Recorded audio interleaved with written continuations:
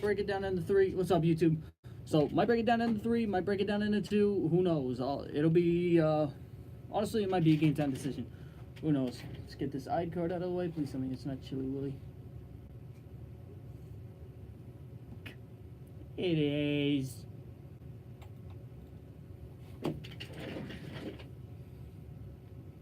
This is upsetting. This is very upsetting.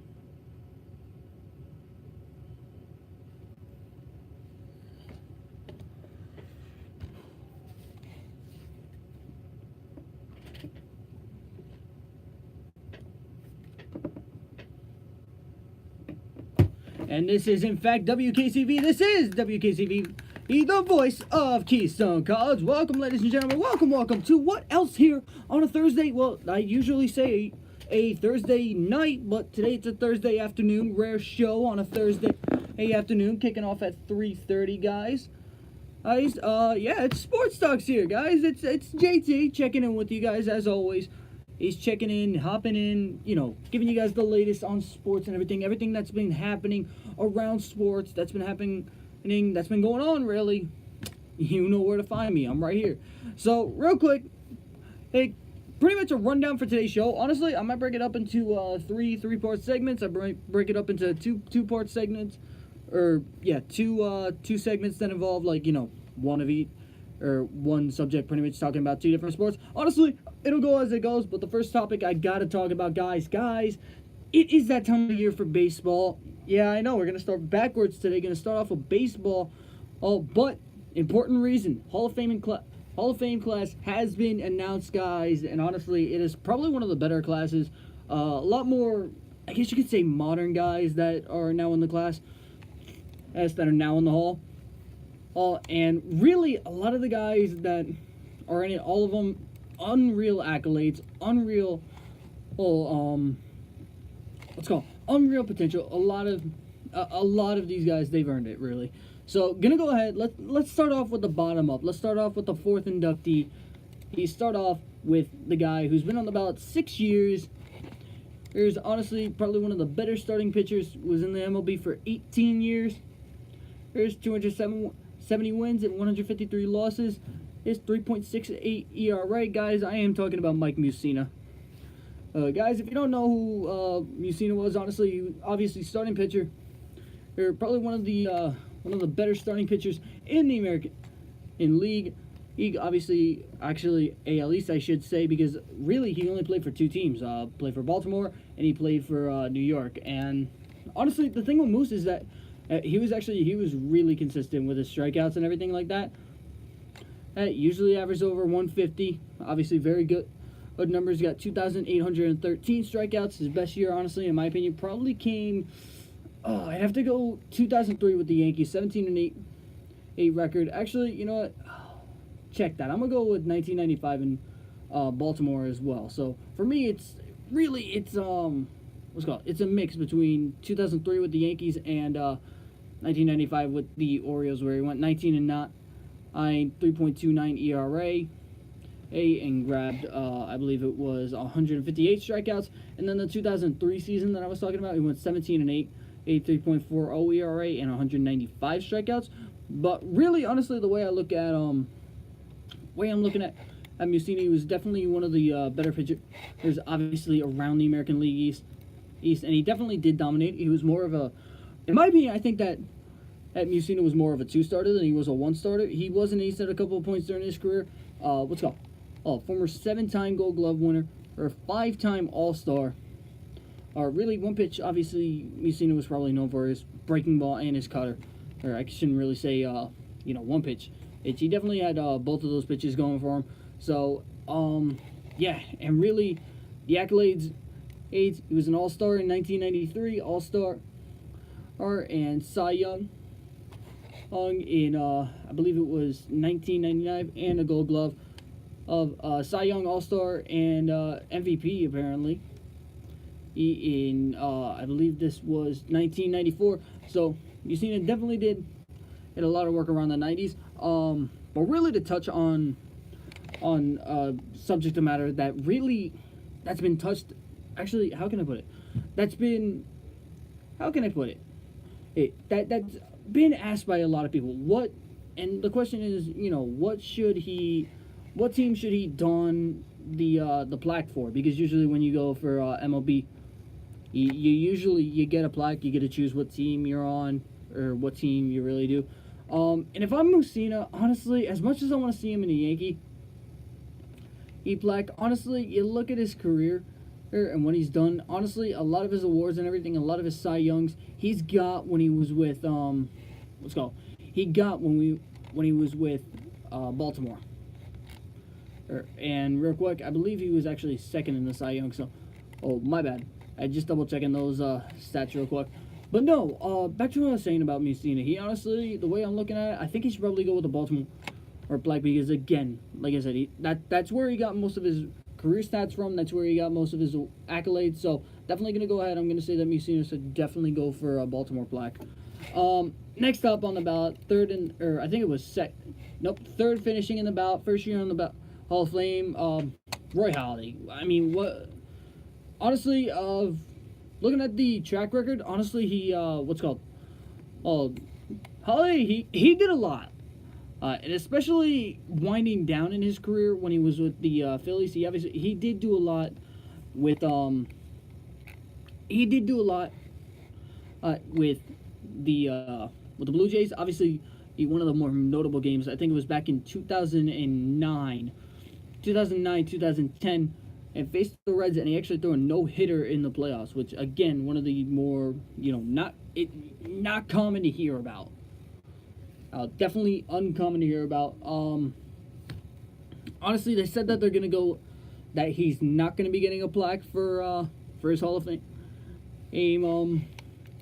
For his Hall of Fame inductee, he's not gonna be getting a plaque, like a Blue Jay or a Philly. But really, I think that one of the better times that one of the better years he actually had, and honestly, hands down, had to have been 2010, like I said, 2011, and 2009. Or no, it was 2010 that he threw the complete game because he was still with or threw the no-hitter because he was still with Toronto in 2009. So that's my fault on that. But really, I think that his best years honestly came when he was winding down in his career. Obviously, looking at it, start of his career, not the best of years. Go ahead, you look at then you go to 2002 All-Star, or 2003 All-Star Cy Young, 2004 no awards, no accolades, 8-8. I think he might have been hurt that year.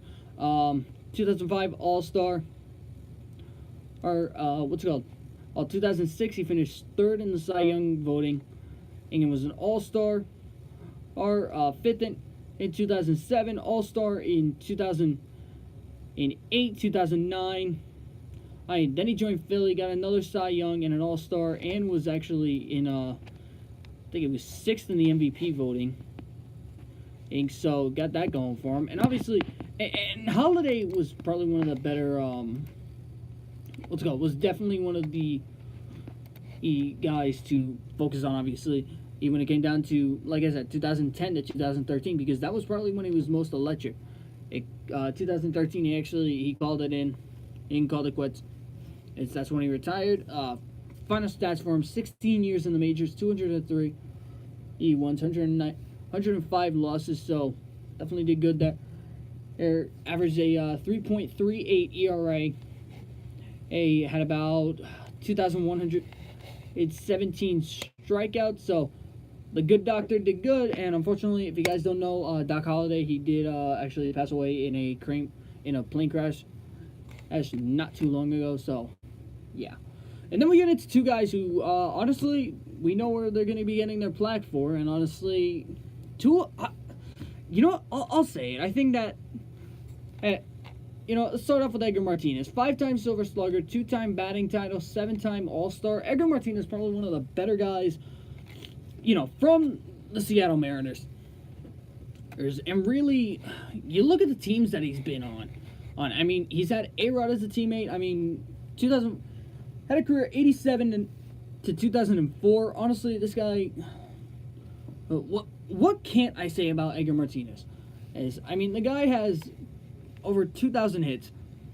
He had over 300 home runs. I mean, the guy, I had 49 stolen bases. He was a first baseman and in a DH, and honestly, probably one of the better DHs in the league. Around pretty much the time that he was playing, obviously. And like I said, 7-time All-Star, or he's won the batting title a couple times, and I mean, his career average is really what you gotta look at. I mean, because you look at even around the end of his career, he was still batting .263. His worst year was a .237 batting average in 1993. But average a .312 average, which again, for a lot of hitters, is really hard to do. To maintain a batting average over 300. So, like I said, Edgar Martinez definitely did extremely well. Like I said, he was a 7-time All-Star, and honestly, I definitely think that, and this was, I believe, his 10th year on the ballot, so he's earned it. So, gotta give it to Edgar Martinez. And then gotta go to the guy. Hey, honestly, most unanimous, I want to say, for the Hall of Fame, unanimous voting in the Hall of Fame, the man who honestly, all-time saves leader, 5-time World Series champion, and a World Series MVP, an All-Star Game MVP, an ALCS MVP, a 5-time Rolaids Reliever of the Year, number 13-time All-Star, and obviously he's got his number retired with the New York Yankees.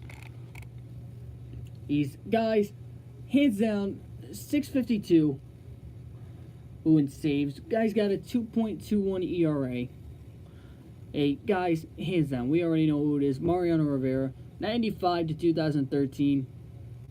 And really, there isn't anything I can't tell you about Mariano Rivera that you probably don't already know. I mean, the guy, I started off his career, fun fact for you, he actually started off his career, I believe, as a starter. And then worked his way out of the bullpen. Came in as a reliever. Was a setup man in 96. And then 97 on, just took over the closer role and honestly just dominated. I mean, 250 a year, 250 he saved seasons. He's 3 times led the league in saves. Really, Mariano, again, probably one of the best, who am I kidding? He is the best reliever of all time, honestly. And I'm not saying that as a Yankee fan. I'm honestly saying that because the numbers prove it. I mean, as a reliever, 1,173 strikeouts, and he did it with one pitch. He did it with this cutter. So, I mean, and the thing is, like, you listen to a lot of people, they knew the pitch was coming. Like, they knew a pitch was coming. They knew the cutter was coming. But the thing is, they couldn't really, find a way to hit it. So, yeah. All right, now, I want to go ahead, I want to touch on a couple of things, because a lot of people have been asking, what do I think about people, who have taken steroids and that aren't on the ballot. Honestly, this is what I'm going to say about it. It's simple. Well, I think that, you look at guys like Bonds, Clemens, and all them. Honestly, I don't think, how can I put this? I don't think that they shouldn't be excluded from it, but obviously, it's going to kill them because we all know they did PEDs and everything like that. We all know that. All right? But does that take away from the player? Absolutely not. All right? So, in my opinion, do I think that they should be on the ballot? Absolutely. But do I think that there are going to be guys who rejoin the ballot that could give them a run for their money in the voting? Absolutely. Are there riders that are going to be biased? Absolutely. Do I think that, that's something that we should stop? Riders being biased because, somebody took PEDs. Honestly, absolutely. Because, let's be real, folks. Okay? Somebody takes PEDs. Big whoop. No offense. All right, big whoop. Somebody takes PEDs. It's not like it's the first time we've heard, that story around Major League Baseball. More or less any sport, I should say. Whether it's football, baseball, heck, WWE, we've heard it happen. In NBA, we've heard it happen. Guys have taken PEDs. Okay, it's no shock. So, all right, guys, and just a couple of transactions. Just kind of want to point them out real quick. That happened over the past couple of days. So pretty much, long story short, Yankees actually did wind up trading Sonny Gray. Traded him to the Reds, and the Reds actually gave him a what's it called? They gave him a 3-year extension actually, which isn't that bad. And honestly, do I think that honestly this is the way I look at the Yankees. He's trading Sonny Gray. Do I think that they gave away a young arm? Absolutely. I think they gave away a young arm. I think that Sonny Gray, he just had a rough year. Honestly, I wish him the best in I wish him the best in Cincinnati. I really do. I can't really get mad about that. So definitely think that it's gonna be tough to see what happens. And then you got Martin Perez, he signed with the Twins. And then looking around, Ichiro did sign a minor league contract with the Mariners, and the way that, and if I'm right, this is what I'm hearing.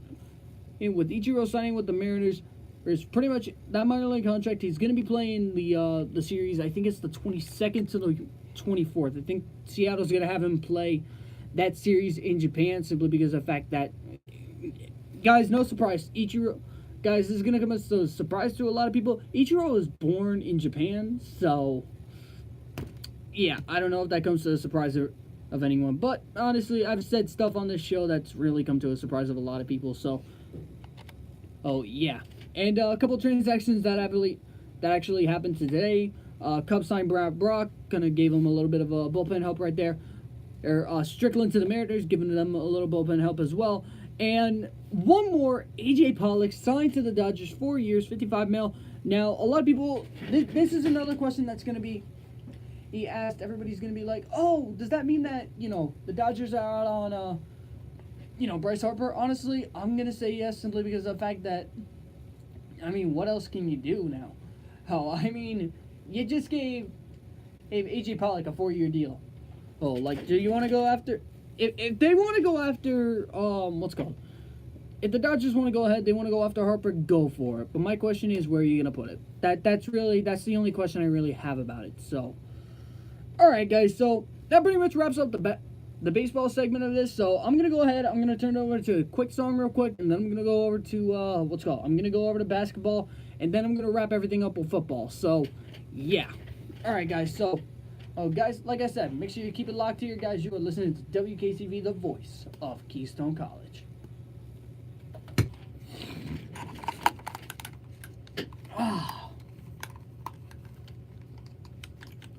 Got that going for me.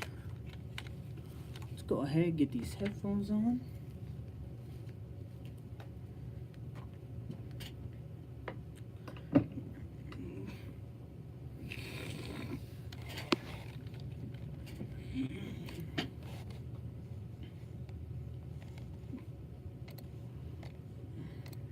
NBA.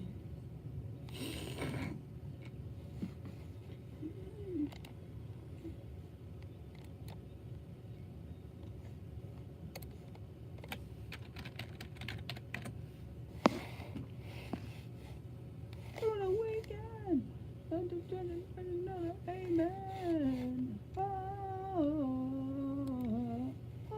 it's Saturday night.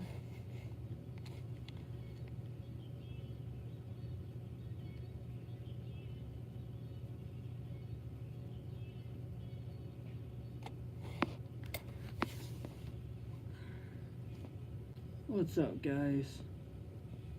What is up? Gonna knock up some basketball. God damn it, Oladipo's out.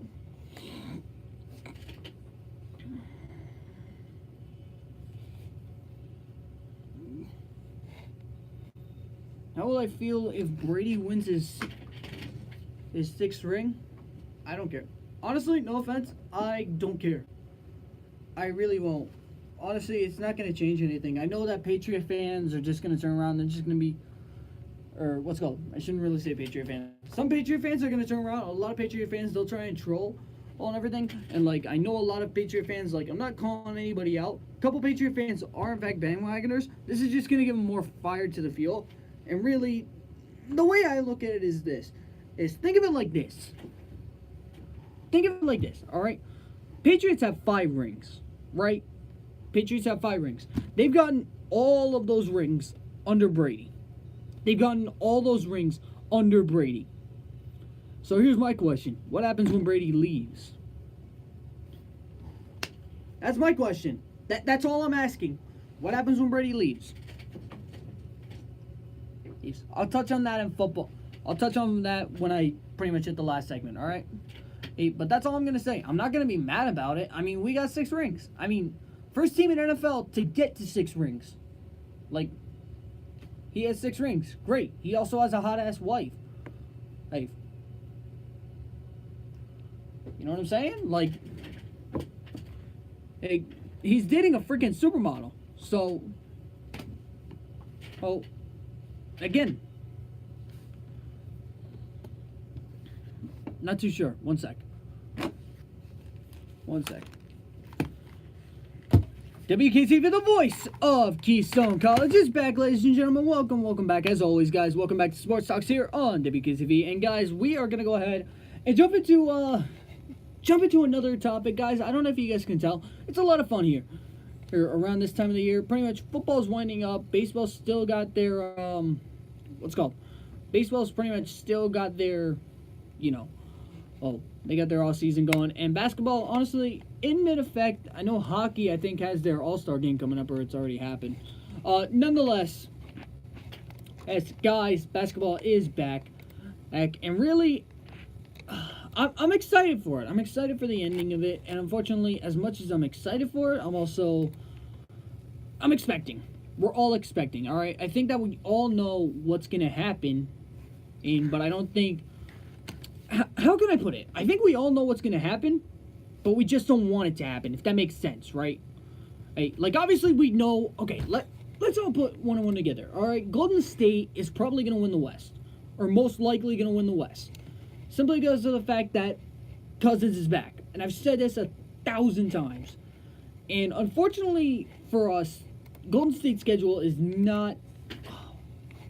I shouldn't really say it's easy, because coming up, I mean, they have Washington tonight. I'd say it's easy tonight, but, I mean, you can't. You simply can't, because, I mean, there's no John Wall. And, like, I mean, and they dismantled the Lakers. I mean, they're dismantling teams easily now. I mean, it's 112-94, 130-11. I mean, how many minutes did Cousins play against the Lakers? How many? And I know LeBron didn't play. So that, obviously, for a lot of people is going to be like, oh, LeBron didn't play. And I get it. He didn't play. Okay? But the thing with me in that Washington, or that Golden State Lakers game, could LeBron have changed the game? Absolutely. I mean, think of it like this. That's, what, 20 points at least? I know, LeBron averages about 30, but still. Oh, he sometimes has off nights, so say he's averaging like 25. Give him 25 points, that's another 25. Add that on, maybe, I mean, and it depends on the rest of the team too, because you gotta think, I don't know. I just don't know. I mean, it's like I said, I mean, they're not really going to be tested anymore. Because they have another matchup against the Lakers on the 2nd. And hopefully, and everybody's saying, hopefully LeBron is back. So we can see what LeBron's going to do against this new look. Against the new look, quote-unquote, Golden State Warriors now with Cousins. That's what everybody's saying. They're hoping that LeBron's back for that game. But really, it's not really going to change much. Alright, LeBron can only do so much.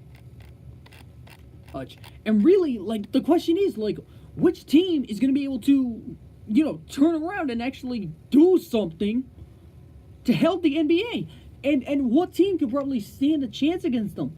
I mean, if I had to give you 2 teams right now, that could not even. If I could give you 3 teams right now that could probably stand against the Warriors, because right now they're on an 8-game tear. They're on an 8-game winning streak, and their last 10, and they're 9-1. Their last loss came against the Rockets. So, am I saying the Rockets could hold their own? Like, here, I'll break it down like this. Let's start off with with their upcoming schedule. The rest of January, they have 4 games. So 24th, it's going to be, which is tonight. It's going to be the Wizards. There's no way no offense. There's no way the Wizards can beat the Warriors. Reason being, no John Wall.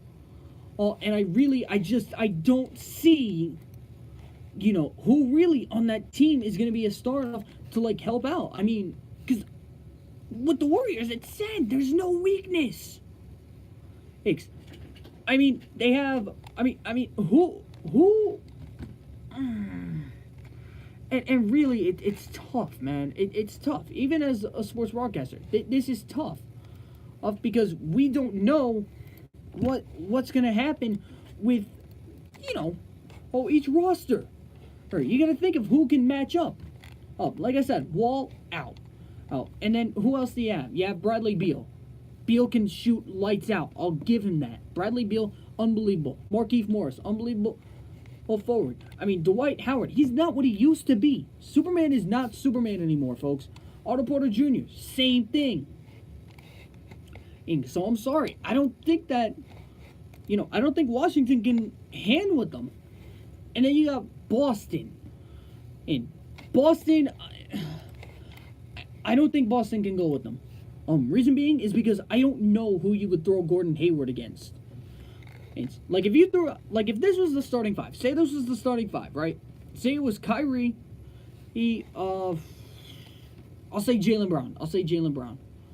Or no. Kyrie, Marcus Smart, or Jason Tatum, Gordon Hayward, Al Horford. Say that's your starting five, right? Like Kyrie against Steph. That's an unbelievable matchup any day of the week. Marcus Smart, one of the most upcoming shooting guards, against Klay Thompson, who's a lights out three shooter. Or Kevin Durant against Jason Tatum. Young phenom against a superstar. Or probably the best small forward in the game. One of. Well, right now he is. And then Al Horford against DeMarcus Cousins. Two big men who could shoot a three, play defense, block a shot. Pretty much all around centers right there. And both of them can play the forward. And then Draymond against Gordon Hayward. Like, what do I need to say else? Like, I don't see it. I don't see Gordon Hayward as, I guess you could say, what he used to be.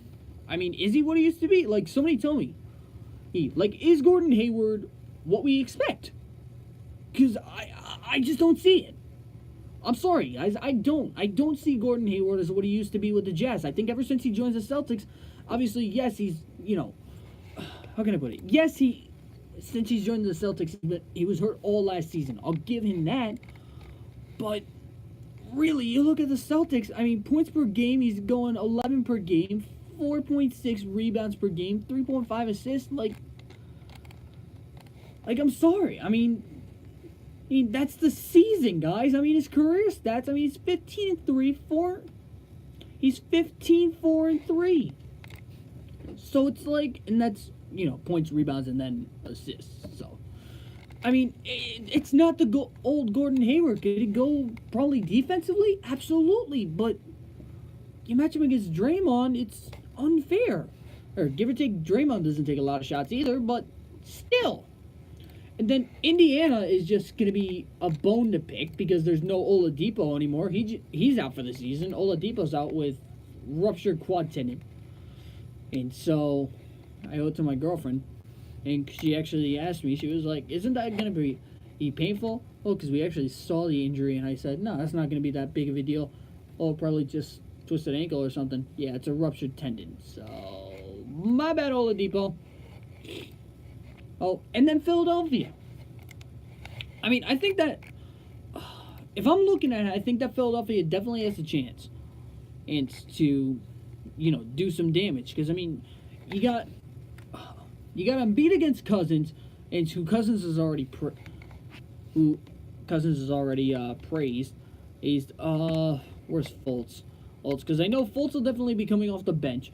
And you got Simmons, you got Redick. I mean, if they throw out the right lineup, they can go toe for toe with them. I mean, they just beat the Spurs by 2. So I definitely think that Philadelphia could give them problems.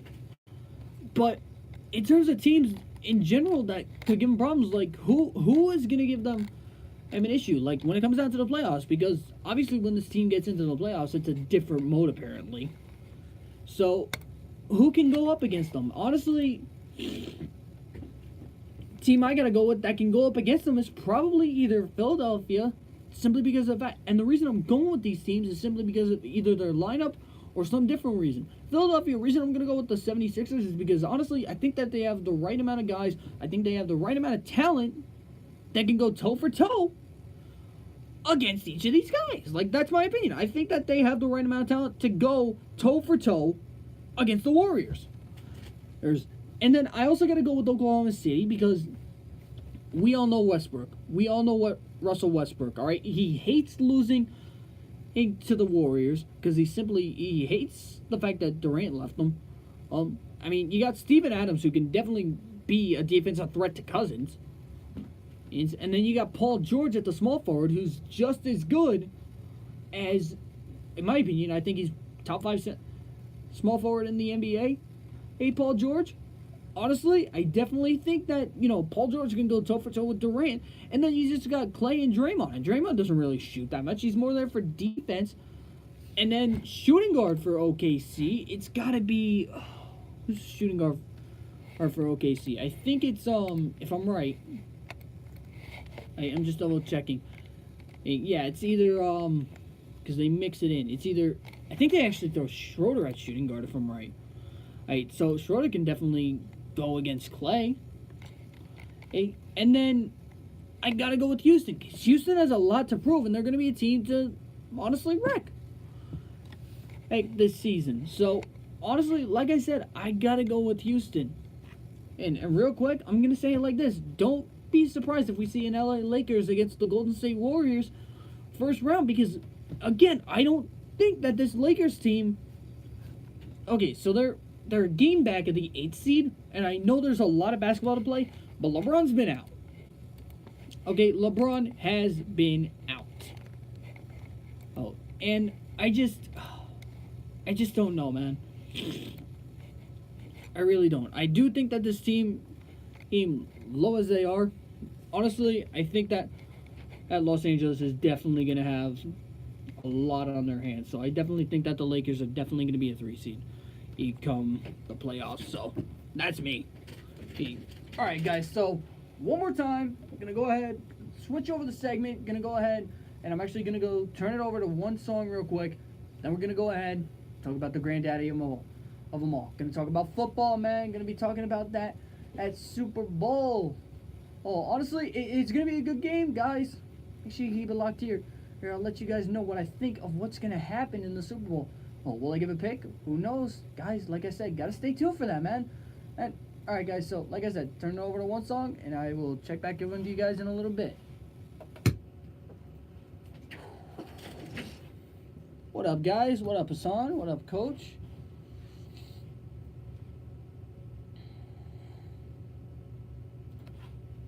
Boom. Isaac Bonga.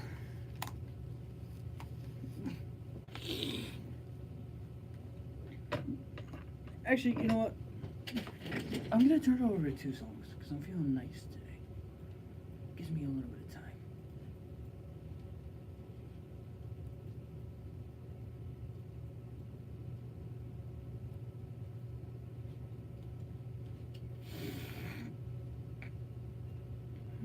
So, I'm going to give you guys a preview. Well, because a lot of people, they're asking me, because everybody knows I'm a Steelers fan. Everybody's asking me, they're like, oh, who's, how are you going to feel if the Patriots lose? Guys, my feelings aren't going to change. Still a Pittsburgh fan. Okay? Hey, so what? I gotta touch on 2 things with that game.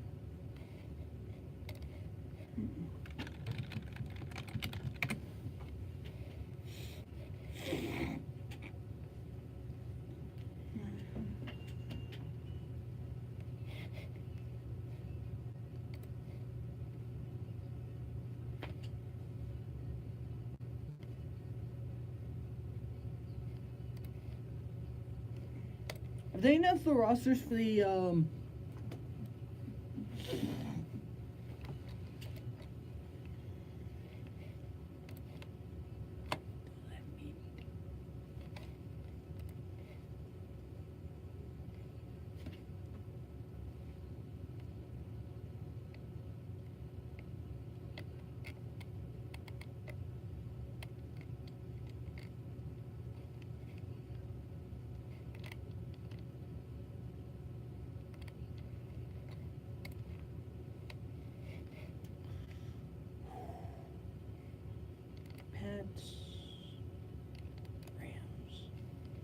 Wow, it definitely is a weird matchup. It really is.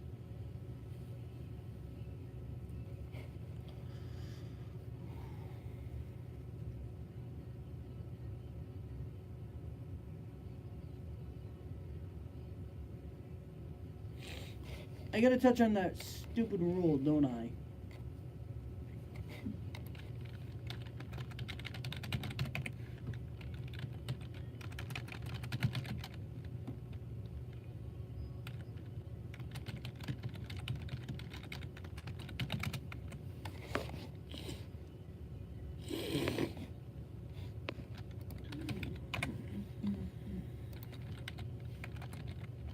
I'm gonna do that stupid rule. Shut up, I know the NFL page isn't missing. I know what it was too. Because we were talking about it the other day.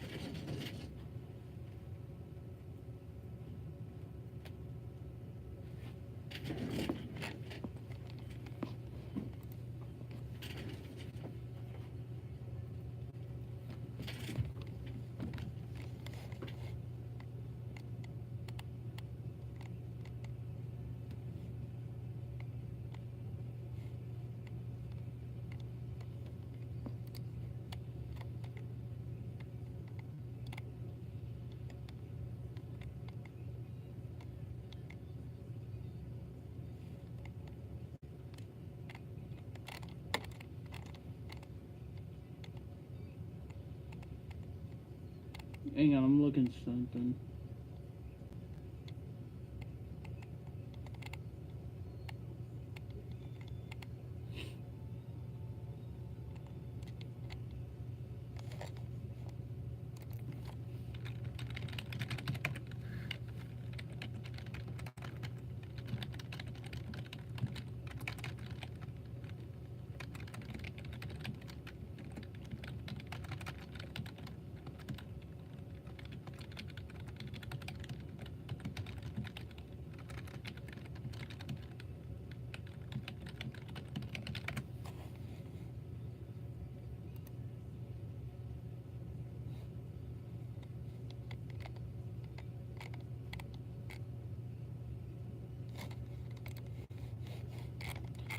Michael Thomas.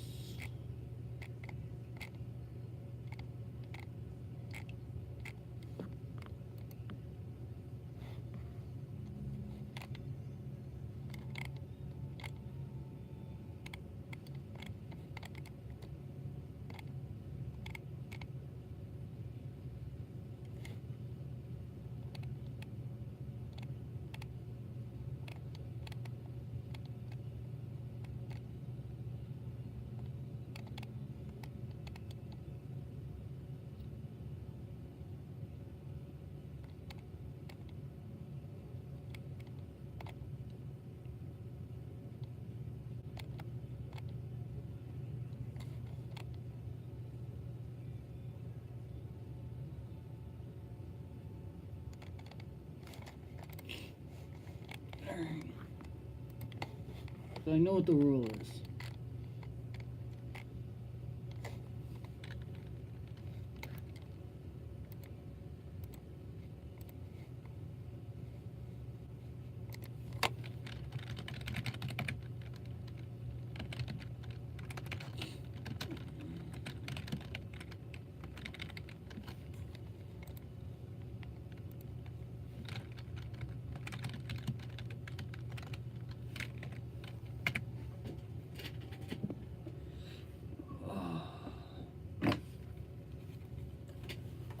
WKCV, the voice of Keystone College, is back, ladies and gentlemen. Welcome back to What Else Here, again on a Thursday afternoon. Guys, welcome back to Sports Talks. Guys, I just gotta address something, man. It's NFL time.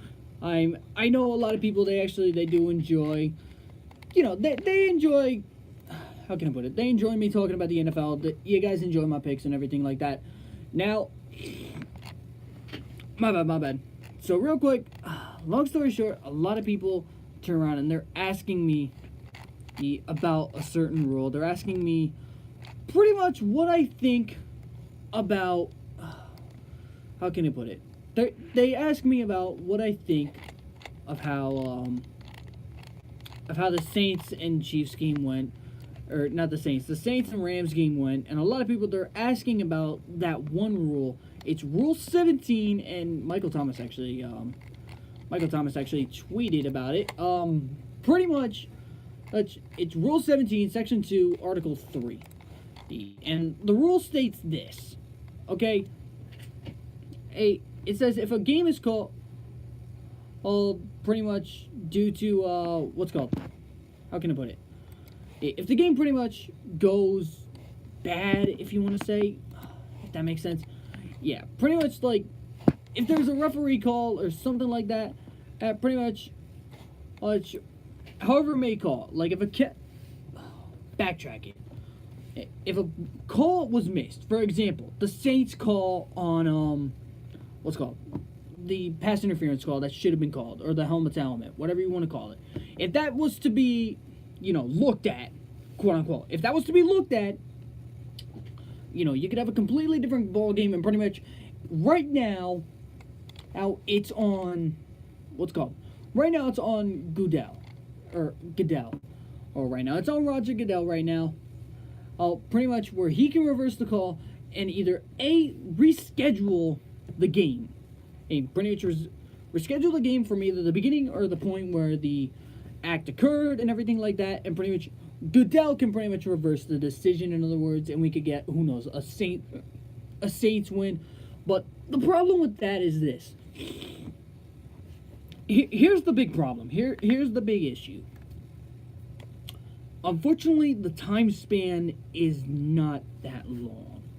Alright? The time span really... How can I put it? I want to say it's 2 weeks, technically. It's still Super Bowl. But, however, really, you look at it, they really only have until Monday, if I'm right. Alright? Why do they only have until Monday? Simply because of the fact that at 27th is the Pro Bowl. Okay, the NFL Pro Bowl is on the 27th.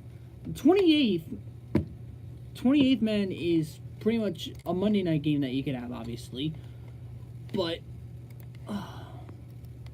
I just don't see it. I really don't. I don't see Goodell restarting. I mean, it's Roger Goodell. Come on, guys.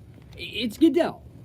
There's no way the game's going to get restarted. I mean, and you need a week of recovery for a lot of guys. And they turn around, and the NFL usually gives about 2 weeks before the Super Bowl for teams to recover, for guys to get that extra week of healing. I mean, guys like Todd Gurley. Nonetheless, I mean, does this mean Saints fans are going to root against the Rams in the Super Bowl? Does this mean that, we're going to have mad chaos? Does this mean the game's going to restart? I couldn't tell you. Like I said, right now, it's in Goodell's hands. Okay? It's in Goodell's hands. It's to make this call. If he makes the call, he makes the call. Alright? I don't think... this is my opinion.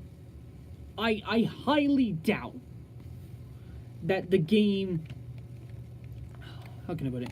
I highly doubt that they're going to turn around and let them restart the game because of a blown call. I really doubt it.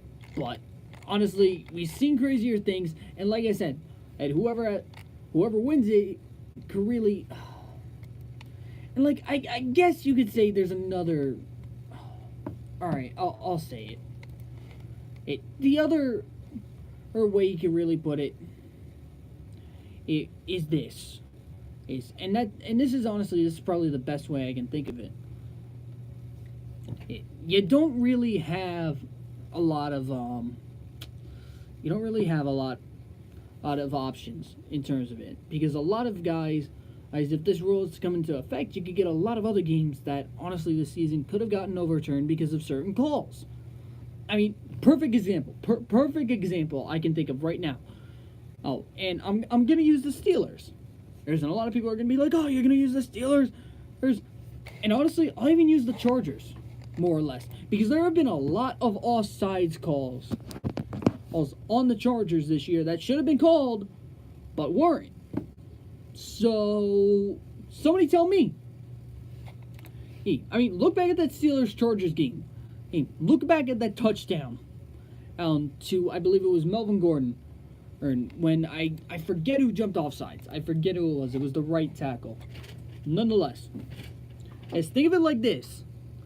If that call gets called for a flag, they back up, and it's a 4th down. All right, what happens? Who knows?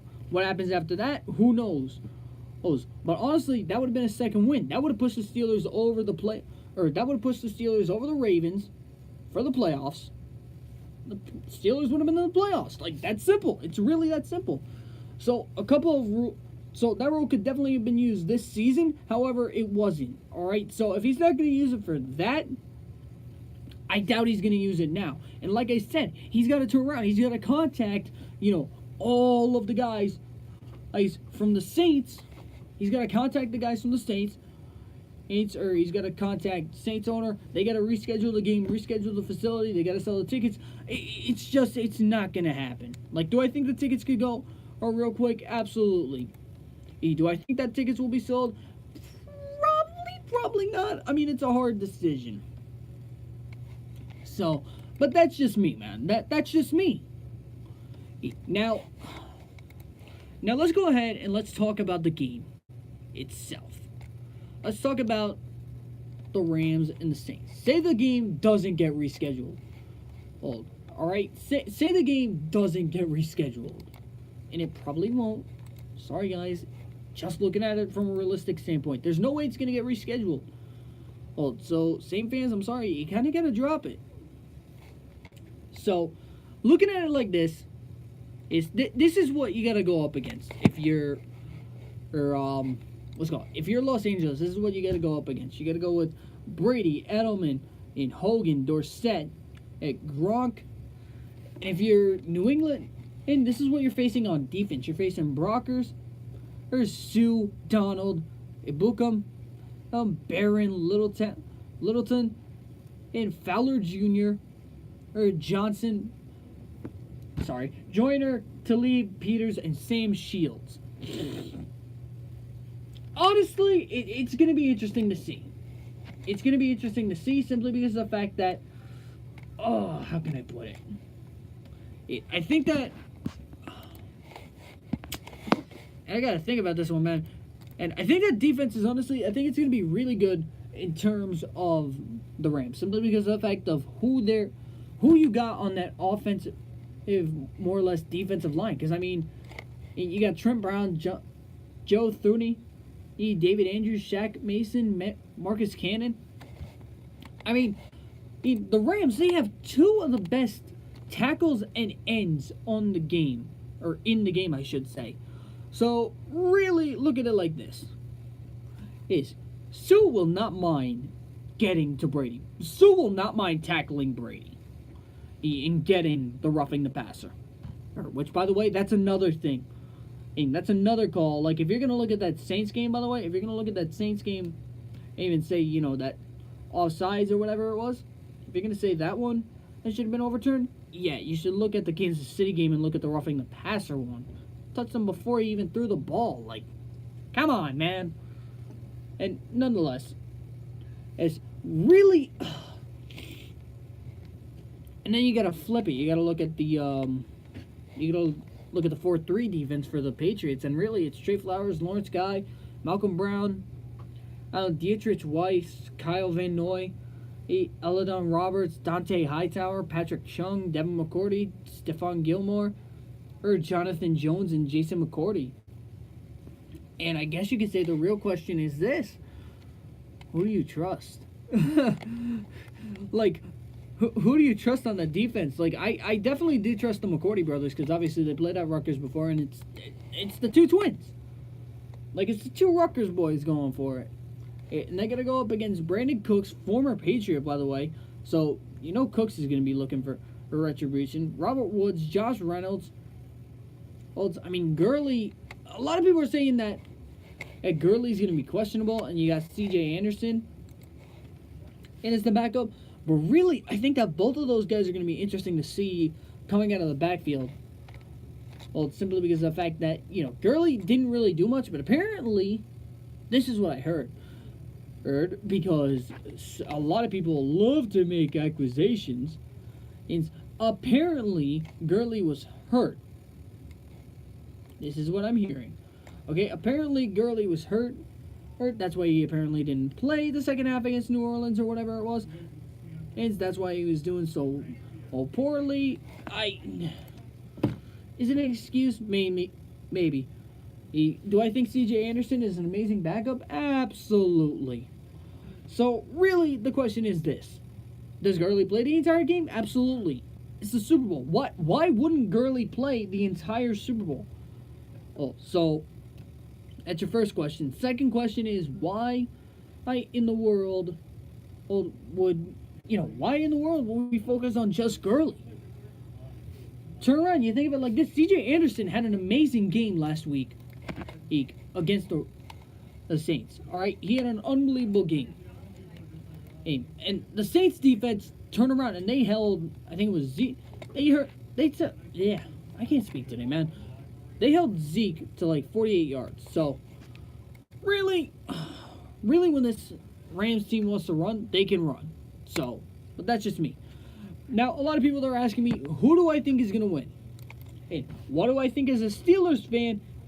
And if say the Steelers were to, or if the Patriots were to win, and the Patriots were to get their 6th ring. I'll touch on that in a second.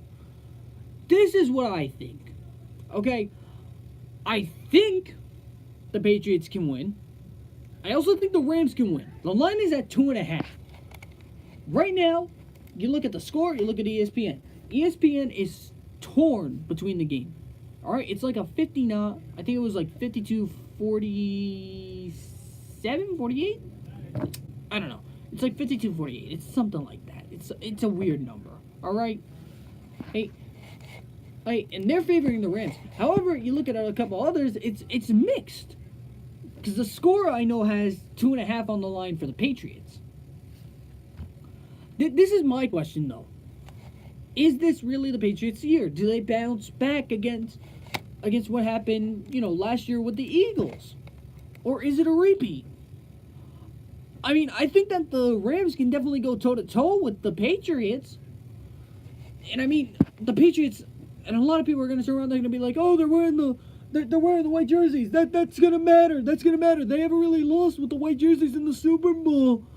Oh, and you're right. That hasn't really done much, folks. I'm sorry, all right? It hasn't. It hasn't. As much as we want to say it has, just because they wear a certain jersey doesn't mean anything. It's a neutral playing zone. The only thing that I'll really give them is that honestly, New England's flying from, New England's flying from Boston, which is just up the coast, so you can virtually drive. Los Angeles has to fly from the other side of the country. So they could drive, but honestly, too long of a drive in my opinion. That's just me. So, and a lot of people want to know, who am I picking right now? Who do I pick right now? It's simple. Oh, it's hard for me to pick, but if I have to pick someone right now, I'm going to go with the Rams. And it's an obvious reason why I'm going to go with the Rams. I don't trust that offensive line against Ndamukong Suh, against Aaron Donald, and against Michael Brockers. I don't trust that line. Even Samson and Bacum, and Mark Barron. I don't trust it. All right, Aqib Talib, without a doubt in my mind, is going to be able to lock up Julian Edelman. Okay, the question is, who's going to be able to cover Gronk? Okay, because as much as Gronk is, I gotta give Gronk prize. I really do. I have to. Because the guy is what? He's 6'6", 265, right? Hey, something like that. 268. 3 pounds off. Just think of it. Hey, the man is a tank, and he comes out in the Super Bowl a lot. So he definitely has a lot going for him. So really, and a lot of people, and this is the thing that gets me. Okay, is this Brady's last year if he wins the ring? Probably. Is it his last year if he doesn't win a ring? I don't know. Oh, why? Because you can make the argument for anybody for that. Alright? You can make the argument that it is his last year no matter what. You can make the argument that it isn't. Okay? This is a guy that's been in the NFC East his entire career and has dominated the NFC East. Give or take, it's not that much to dominate. I mean, you got the Dolphins, the Jets, and the Bills. So, really, tell me what the competition is there. Really. Okay? So, that's me. That's me. Do I think Brady retires? I don't know. Oh, but I'm going to go ahead. I'll touch on this. This is what I'm going to say. Hey, do I think the Rams beat the Patriots? Probably. I'm going to say probably simply because of the fact that, like I said, it's the defense that's getting for me right now. Oh, and it's something that's helped out the Rams a lot this season. So, that's me. What do I think? What do I think if Brady gets the 6th ring? I guess that's the question now, right? Because a lot of people say, they know I'm a Steelers fan and everything like that, and they're like, oh, what happens if Brady gets the 6th ring? Hey, this is what I say if Brady gets the 6th ring. Congratulations. Like, hey, what do you want me to say? Yes, he has 6 rings. I understand that, but think of it like this. Think of who he's married to. I mean, Brady's got everything going for him. Oh, I mean, the man is set for life because he's been getting paid. So, honestly, well, I mean, I shouldn't really say because he's been getting, well, I mean, honestly, you're married to who he's married to. Oh, and long story short, this is how I feel if they win the Super Bowl. Awesome. I feel good, all right? I don't care. I wouldn't care if they won, simply because of the fact that there's no reason for me to flip out. Oh, they got their 6th ring. Pittsburgh was the first team in NFL history to get to 6 rings. So, really, I mean, we beat them there, and we beat them this season. So, literally, another thing that, Pittsburgh fans can say, we beat the defending champions, or we beat the Super Bowl champions.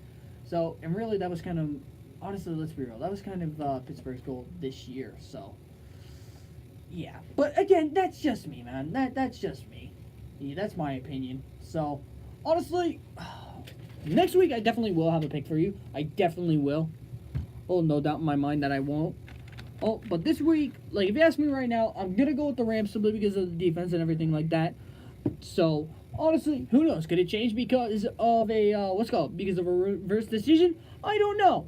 But, again, that's just me, man. So, alright, guys. So, that's going to go ahead. That's going to wrap it up for me, guys. I want to thank you guys so much for listening. I want to thank you guys so much for watching. I definitely do appreciate it. Guys, next week I should be back to a normal schedule. Should be back at 7 o'clock. So, yeah. Guys, make sure you guys keep it locked here. Keep listening. And, guys, you are listening to Wkcv, the voice of Keystone College. Guys, I will see you guys next week. Later, guys. Oh, my God. Woo! Whew. Alright, guys, so wrapping it up. Oh, shit.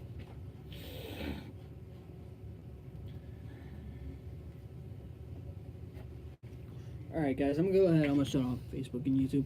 Alright, YouTube, Facebook.